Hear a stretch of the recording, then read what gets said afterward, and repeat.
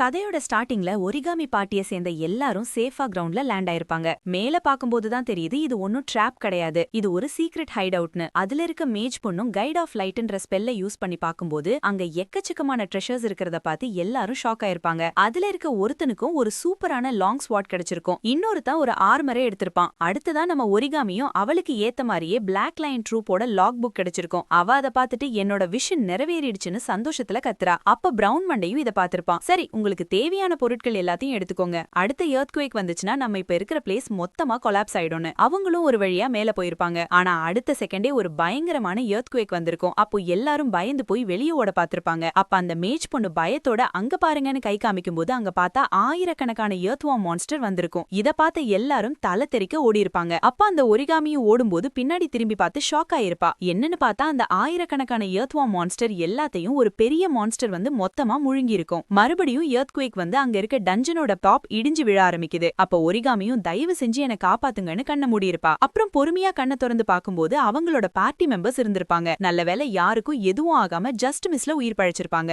At the same time இந்த side நம்ம hero அங்க இருக்க நிலத்தை பார்த்துட்டு இந்த நிலம் ரொம்பவுமே நல்லா வளமா இருக்கு, அப்படி இருக்கும்போது இதுல பிளான் பண்ணா நல்லா இருக்குமேன்னு யோசிக்கும் போது நம்ம வைட்டி பயபுடையும் அந்த பேக்ல இருந்து சீடை எடுத்துட்டு வந்து கொடுத்திருக்கோம். நம்ம ஹீரோவும் பார்த்திருப்பான், இது ரொம்பவுமே டேஞ்சரஸான மான்ஸ்டரோட சீடாச்சே. யோசிக்கும் போது நம்ம வைட்டியும் அதை பிளான் பண்றதுக்காக குழி தோண்டி கத்தி காமிச்சிருக்கோம். சரி, நீ சொல்ல வரது எனக்கு புரிய வருது, நீ ஆசைப்பட்ட மாதிரியே இதுல பிளான் பண்ணலாம்னு ரெண்டு பேரும் பிளான் பண்றாங்க. அப்புறம் நம்ம ஹீரோவும் அவனோட ஷாப்புக்கு ரிட்டர்ன் வந்துட்டு வைட்டி மேல இருக்க அழுக்கையெல்லாம் கிளீன் பண்ணும்போது ஏதோ ஒரு விதமான பேடான ஆரா வருதுன்னு திரும்பி பார்க்கும்போது அங்க நம்ம ஒரிகாமி ஹண்டரோட பார்ட்டி வந்திருப்பாங்க. அப்ப நம்ம ஹீரோவும் டோரை ஓபன் பண்ணிட்டு நீங்க ஏன் இந்த அளவுக்கு மோசமான நிலையில இருக்கீங்கன்னு கேக்கும்போது அவளும் அதுக்கு காரணமே நீதாண்டா ஃப்ராடு, இது ஒரு லக்கி சாம்னு கொடுத்து என்னை ஏமாத்திட்டேன்னு காட்டு கத்து கத்திருப்பா. நம்ம ஹீரோவும் என்னாச்சுன்னு அந்த ஸ்க்ரோலோட டிஸ்கிரிப்ஷனை செக் பண்ணி பார்க்கும்போது இப்பதான் அந்த ஸ்க்ரோலோட உண்மையான எஃபெக்ட் தெரிய வருது. இந்த ஸ்க்ரோல் ஆக்டிவேட் ஆன அடுத்த 30 நிமிஷத்துக்கும் யமகண்டம் ஸ்டார்ட் ஆயிடும். அப்படி அந்த யமகண்டத்துல தான் உங்களுக்கு 70% ஐட்டம்ஸ் கிடைக்கிறதுக்கான சான்சஸ் இருக்குன்னு போட்டிருக்கோம். நம்ம ஹீரோவும் இத பார்த்து ஷாக் ஆகி நீங்க ஃபர்ஸ்ட் போயிட்டு குளிச்சுட்டு வாங்கன்னு சமாளிச்சிருப்பான். அப்புறம் எல்லாரும் நம்ம ஹீரோவோட ஷாப்ல உட்காந்து ரிலாக்ஸ் பண்ணும்போது நம்ம ஹீரோ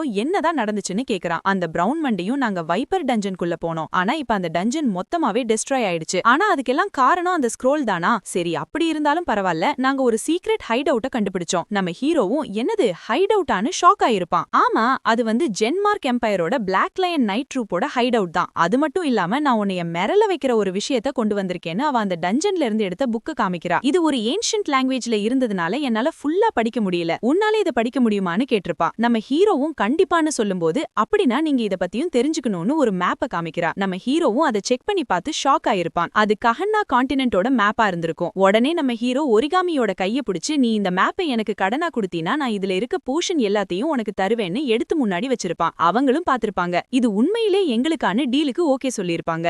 நம்ம ஹீரோவும் அந்த பார்ட்டி மெம்பர்ஸ் எல்லாரையும் வழி அனுப்பி வச்சுட்டு அந்த மேப்பை செக் பண்ணி பார்த்திருப்பான். அதுல டெரைனோட நேம்ஸ் அண்ட் எந்த இடத்துல என்ன மான்ஸ்டர் இருக்குங்கிறது முதற்கொண்டு அக்யூரேட்டா போட்டிருக்கோம். இந்த மேப் மட்டும் ஃபுல்லா இருந்திருந்தா நம்ம ஊர்ல மான்ஸ்டர்ஸ் அண்ட் டஞ்சன்ஸ் எங்க இருக்குன்னு அசால்ட்டா கண்டுபிடிச்சிருக்கலாம்னு யோசிக்கும்போது அப்பதான் நம்ம ஹீரோக்கு ஒரு ஐடியா வருது. நம்ம பீட்டில்ஸ் பைப்பிள்ளைங்க கிட்ட கேட்டா அவங்களுக்கு கண்டிப்பா ஏதாச்சும் இதை பத்தி தெரிஞ்சிருக்கும்னு தூங்கி ட்ரீம் வேர்ல்டுக்கு வந்து பார்த்தா அங்க ஒரு பீட்டில்ஸ் கூட இருந்திருக்காது. சரி, எங்க இருக்குன்னு சுத்தி முத்தி பார்க்கும்போது அப்ப அந்த ஹம்மிங் பீட்டில் பிளான்ட் இங்க ஒரு ஸ்ட்ராங்கான மான்ஸ்டர் அப்பியர் ஆயிருக்குன்னு வார்னிங் கொடுத்திருக்கோம். நம்ம ஹீரோவும் வந்து பார்த்திருப்பான், அது ஒரு டிசாஸ்டர் கிரேட்ல இருக்கக்கூடிய சைக்ளாப்ஸ் மான்ஸ்டர். அது மட்டும் இல்லாம இது ஃபர்ஸ்ட் டைமா சைனால தான் அப்பியர் ஆச்சு. இதை அழிக்கிறதுக்கு டசன் கணக்கான ஹண்டர்ஸ் அனுப்பப்பட்டதா கேள்விப்பட்டிருக்கேன். அப்ப நம்ம ஒயிட்டிய பார்த்து இவ்ளோ பெரிய மான்ஸ்டர் வந்திருக்கு, நீ ஹெல்ப் பண்ண மாட்டியான்னு கேட்கும்போது வாய்ப்பே கிடையாதுன்னு தலையாட்டி நோ சொல்லியிருக்கோம். அப்ப நம்ம ஹீரோக்கும் சிஸ்டம்ல இருந்து எந்த நோட்டிபிகேஷனும் வரல. அப்படி இருக்கும்போது கண்டிப்பா இந்த மான்ஸ்டரை இந்த பீட்டில்ஸே ஹேண்டில் பண்ணிக்கோன்னு நினைக்கிறான் நம்ம ஹீரோ. இன்ஃபினிட்டி ஸ்பெல் புக்கை எடுத்து அதுல இந்த மான்ஸ்டரோட அட்டாக்ஸ், மூவ்மெண்ட்ஸ், வீக்னஸ்னு எல்லாத்தையும் நோட் பண்ண ஸ்டார்ட் பண்ணிருப்பான். அப்ப அந்த மான்ஸ்டரோட கண்ணும் ரெட் கலர்ல க்ளோ ஆக ஆரம்பிச்சிருக்கும். நம்ம ஹீரோவும் என்னன்னு ஷாக்கோட பார்க்கும்போது அது ஒரு பயங்கரமான லேசர் பீம் அட்டாக் பண்ணியிருக்கோம். நம்ம பீட்டில் நைட் பயப்புலையும் ஜஸ்ட் மிஸ்ல அதை டாட்ச் பண்ணியிருக்கோம். அப்ப அந்த பீட்டில் நைட் நமக்கும் அந்த மான்ஸ்டருக்கும் இடையில ஒரு ரொம்ப பெரிய பவர் கேப் இருக்கு, உங்ககிட்ட ஏதாச்சும் பிளான் இருக்கான்னு பீட்டில்ஸ் கிட்ட கேட்கும்போது அதுங்களும் ஒரு பெரிய சைஸ்ல மானா ஸ்டோனை தூக்கிட்டு வந்திருக்கோம். பீட்டில் நைட்டும் மானா ஸ்டோனை பீஸா கட் பண்ணி ஷீல்டை ரெடி பண்ணி தயாரா இருந்திருக்கும். அப்ப அந்த மான்ஸ்டர் மறுபடியும் அதோட ஐல இருந்து லேசர் பீம் அட்டாக்க பண்ணும்போது பீட்டில்ஸும் அந்த ஷீல்டை வச்சு அந்த அட்டாக்க அந்த மான்ஸ்டரோட கைக்கே ரிஃப்ளெக்ட் பண்ணி விட்டுருக்கோம். அந்த மான்ஸ்டரோட கையும் தனியா துண்டா கட்டாயிருக்கும். அப்ப நம்ம ஹீரோவும் சைக்ளோப்ஸ் மான்ஸ்டரை கையாளும்போது மானாஸ்டோனாலான ஷீல்ட வச்சு அதோட லேசர் பீமை அதுக்கே ரிஃப்ளெக்ட் பண்றது தான் ஒரு பெஸ்ட் ஸ்ட்ராட்டஜின்னு எழுதியிருப்பான். அந்த சைக்ளோப்ஸ் மான்ஸ்டரும் வலி தாங்க முடியாம கதறிக்கிட்டு தெரிச்சு ஓடியிருக்கும். நம்ம பீட்டில்ஸ் பைப்லயும் நீ ஓடினா மட்டும் விட்டுருவோமான்னு பறந்து போய் அந்த ஷீல்ட வச்சு அதோட கால்லயே ஒரு அட்டாக்க பண்ணும்போது அதுவும் ஓடின வேகத்துக்கு கீழே தரையில பொத்துன்னு விழுந்து அந்த மான்ஸ்டரோட கதையும் அங்கேயே முடிஞ்சிருக்கும். நம்ம ஹீரோவும் நீங்க சைக்ளாப்ஸ் மான்ஸ்டரை டிஃபீட் பண்ணிட்டீங்க, வேற லெவல் சூப்பர்னு கத்திக்கிட்டு இருப்பான். அப்ப அந்த பீட்டில்ஸும் நம்ம ஹீரோ முன்னாடி வந்து நிக்கும்போது நம்ம ஹீரோவும் நீங்க உண்மையிலேயே கூலா சண்டை போட்டீங்கன்னு பாராட்டியிருப்பான். அதோட அதுங்களுக்கு ரிவார்டா எக்கச்சக்கமான மானா ஸ்டோன்ஸை கொடுத்திருப்பான். அப்ப நம்ம ஹீரோவோட சிஸ்டம் விண்டோ ஓபன் ஆகி எசன்ஸ் 10+, எசன்ஸ் 10+ன்னு கண்டினியூஸா வந்துகிட்டே இருந்திருக்கும். நம்ம ஹீரோவும் பார்க்கும்போது மொத்தமா அவங்கிட்ட 325 எசன்ஸ் இருக்கிறத பார்த்து ஷாக் ஆயிருப்பான்.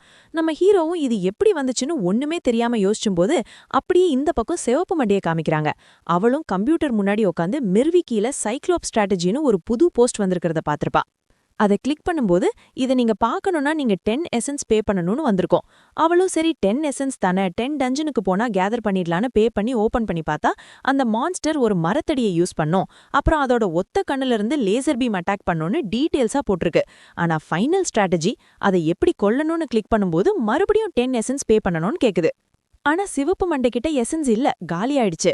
இத பார்த்து அவளும் கடுப்பாயிருப்பா. எவன்டா இந்த போஸ்ட போட்டது, அவன் மட்டும் என் கையில சிக்கினா அவனை எரிச்சே சாம்பல் ஆக்கிடுவேன்னு பயங்கரமா கெட்ட வார்த்தையிலேயே திட்டியிருப்பா.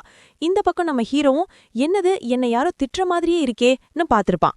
இதோட சாப்டர் 18 முடியுது கைஸ். நெக்ஸ்ட் வீடியோல பார்க்கலாம்.